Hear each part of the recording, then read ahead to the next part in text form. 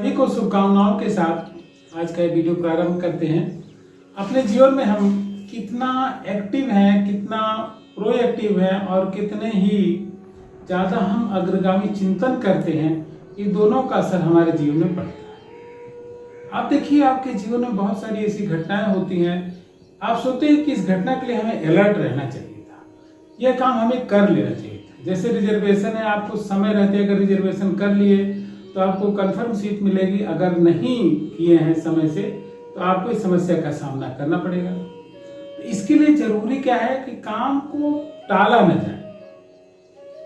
अगर हम काम को टालते रहने की प्रवृत्ति पर आते हैं तो धीरे धीरे वो काम दूर भी होता जाता है और उतने अच्छे से नहीं। अगर काम को हम समय रहते और सक्रियता के साथ कर लेते हैं तो जीवन सफलता के मार्ग पर आगे बढ़ जाता है।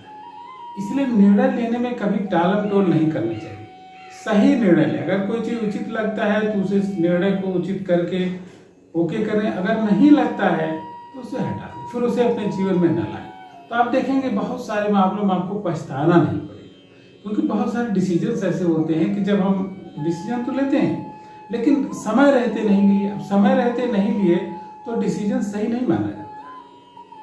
कभी भी टालम टोल करने की आदत, कल करेंगे, परसों करेंगे, अब करेंगे, अभी करेंगे, तभी करेंगे, फिर वो समस्या बढ़ती है और फिर वो चीजें उतने अच्छे से नहीं होती।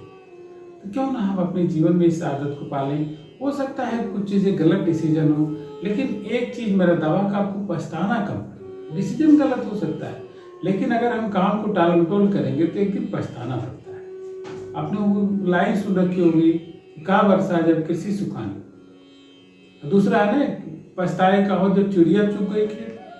तो देखिए, अगर समय रहते डिसीजन लिया गया होता तो ये दोनों चीजें ना होती। इसलिए समय रहते निर्णय का बहुत महत्व है। अब इसके लिए 2-3 चीजें हमने पहले ही बताया है कि काम को टालम टोल ना करें, समय के महत्व को, सक्रिय रहना, आलस्य को दूर करना, क्योंकि इसको प्रमादी कहते हैं ना। आलसी और दीर्घ सूत्री, यह दोनों ही परमात्मा को प्राप्त नहीं होते हैं, न सुख को प्राप्त होते हैं, इनके जीवन में दुख लगा रहता है। तो इसलिए आलसी और दीर्घ सूत्री नहीं बनना है, समय रहते काम करना और अच्छा काम करना है।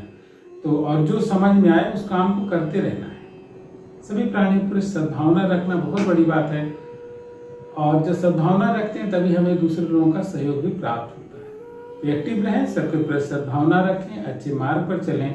इसी के साथ सबको शुभकामनाएं।